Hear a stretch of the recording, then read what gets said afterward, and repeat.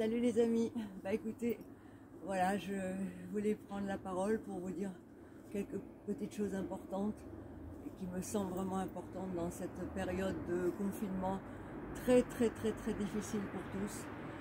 Et je voulais vous dire que la seule chose qui peut nous aider vraiment, c'est la solidarité.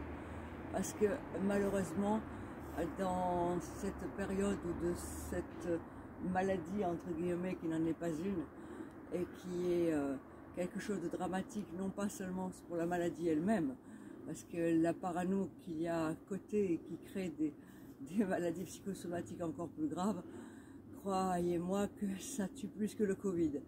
Et tous les gens qui perdent leur vie, tous les gens qui sont malheureusement dans des situations dramatiques, ou des gens dans la rue, ou des gens qui vont y être bientôt parce qu'ils n'ont plus le travail, et surtout, quand vous allez faire vos courses, pensez à ceux qui ont faim et qui malheureusement, dans ce confinement, n'ont même pas de quoi pouvoir demander de l'aide.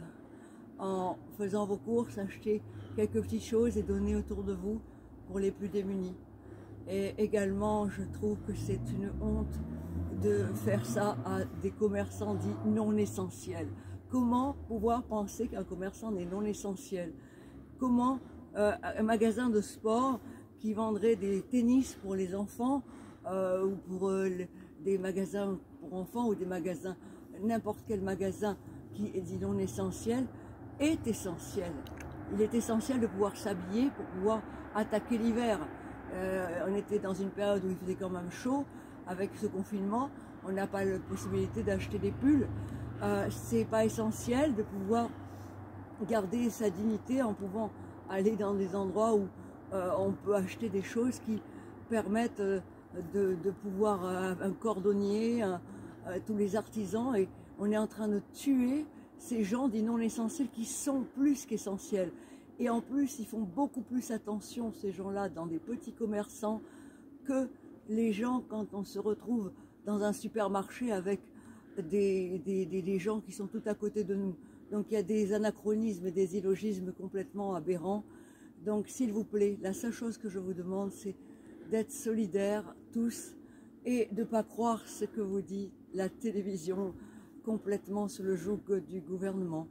Et de ne pas croire tout ce qui est dit. J'aurai bientôt des choses à vous révéler aussi, bien plus graves encore, et qui sont malheureuses encore à savoir. Donc la seule chose que je peux vous dire, c'est que la solution pour essayer de s'en sortir, c'est déjà de rester positif. De rester positif et surtout d'optimiser ce confinement. Pour quoi faire? Pour se rapprocher de ses enfants, pour jouer, pour se rapprocher des gens qu'on aime et surtout de nos anciens.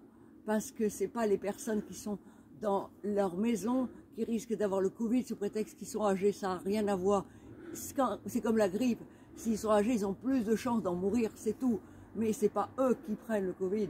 Donc arrêtez ce cinéma et arrêtez de croire à tout ça. On veut tuer nos anciens et ça c'est un crime. Où j'étais déjà gilet jaune à cause du fait qu'on avait déjà descendu leur retraite alors que c'est pas réactualisé depuis je sais pas combien de temps. Donc ces êtres-là qui ont fait la guerre pour nous, ces êtres-là qui nous ont portés, qui nous ont aimés, aimez-les, cajolez et donnez-leur tout l'amour du monde et surtout ne croyez pas à tout ce qu'on vous dit.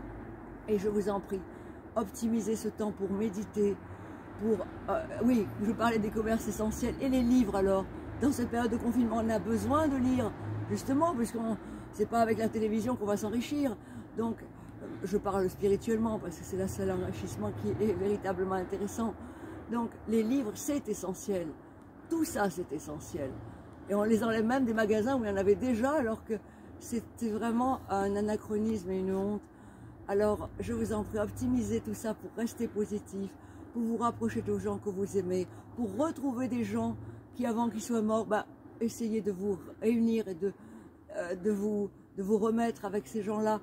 Essayez de vous aimer, de vous donner et de partager ces choses-là. Et méditez, essayez de méditer. Je vous enverrai sur mes sites des méditations guidées très intéressantes, puisque avec l'académie que j'ai créée de déontologie pour séparer les charlatans des choses qui sont véritablement intéressantes et importantes, Il y a des belles choses qui se font sur le web qui permettent de se relaxer, de se détendre et d'éviter de prendre des cachets. Et ça, ce serait vraiment très bien de pouvoir se relaxer. Je ferai également, moi aussi, dès que possible, des méditations guidées en tant que sophrologue, puisque je travaille beaucoup pour les problèmes post- et préopératoires et surtout des dentistes, pour les anesthésies, pour les gens qui ne supportent pas, et pour beaucoup d'autres choses, de la déprogrammation psychologique au niveau du cerveau pour pouvoir véritablement avoir une nouvelle vie dans de nouvelles valeurs et que ce ne soit pas le mental qui prenne le dessus. Je suis bien placée autour de moi pour savoir que le mental a pris le dessus sur beaucoup de gens malheureusement et a transformé des gens merveilleux en monstres des fois. Et même si ce n'est pas véritablement obligatoirement leur faute, le chemin c'est véritablement d'aller dans un chemin d'amour, de don de soi, de sacrifice, de tout ce qu'on peut faire pour les autres. C'est pas l'argent qu'on amène dans la tombe et c'est pas tout ce qu'on peut avoir de matériel qu'on emmène dans la tombe. C'est notre évolution, c'est notre amour et c'est ce qu'on a partagé avec ceux qu'on a aimés et ceux qu'on peut aimer aussi autour de nous. Voilà, je vous aime, je vous embrasse, à très bientôt et bon courage de tout mon cœur. À bientôt. Au revoir.